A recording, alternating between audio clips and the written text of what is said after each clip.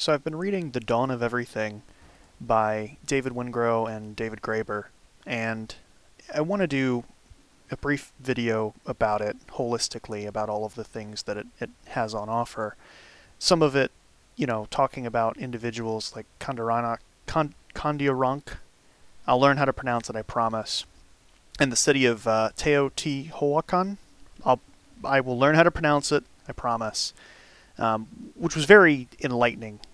Things that I didn't know about Central American figures and indigenous Americans more holistically, and how their cultures and societies worked, which was really cool and really interesting. And I'd like to explore those and kind of some of the other themes that are there in the book. But more importantly, I had a thought that I synthesized today that I thought that I should present or put down.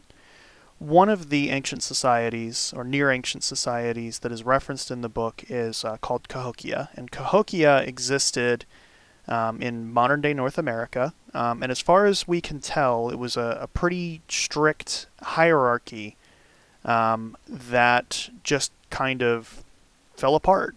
It had 15,000 people in the Mississippi area, roughly. We know, based on the archaeological evidence, that there were strict hierarchies there. There was probably a king, and there were probably subjects to that king, despite them being hunter-gatherers. And we also know that despite there being 15,000 people in this city, it just sort of all fell apart. It happened rather quickly compared to other such settlements of its type.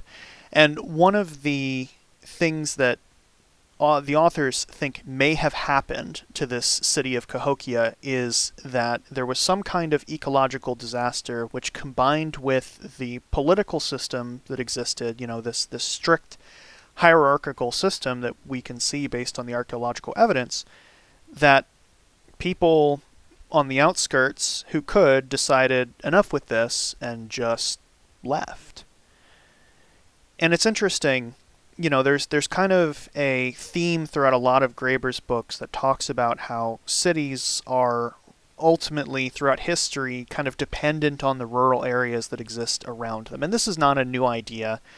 This is an idea that's been proposed time and time again. But what this book offers specifically is a glimpse into at what point, or what can cause those rural areas to look at the cities that they are sustaining and supporting and say, you know what, enough's enough, it's not worth it. And the example of Cahokia is one in which, again, the authors speculate, there's no written record.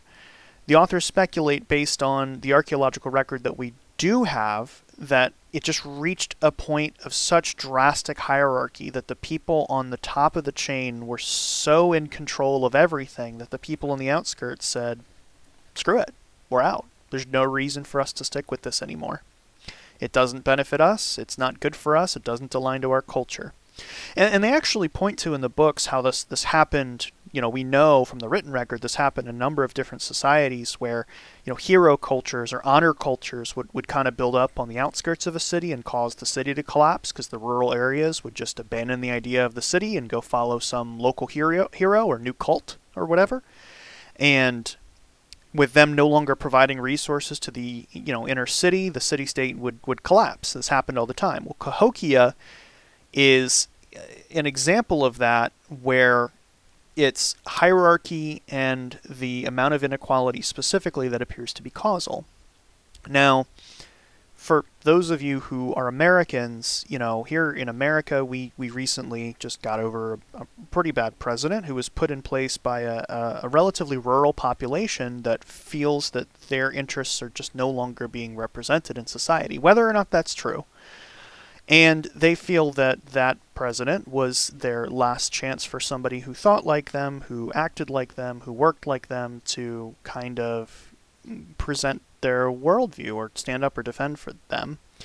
And I couldn't help but think about Cahokia when I thought about things like January 6th, when I think about things like all of the recent threats of book burning, when I think about the fact that we sort of have sets of laws now that are kind of state dependent, where if you're a red state, you're likely to adopt an anti-CRT law and an abortion law and whatever else, kind of all at the same time, as a sort of signal, right, that you are not the city elite, that they don't work for you, that you are, not being benefited by them, that the system doesn't work for you. And as I was thinking about this, and I was thinking about the insurrection on 1/6, and now conversations that are occurring around, Ted Cruz floating, hey, maybe it'll be time for Texas to secede from the Union soon.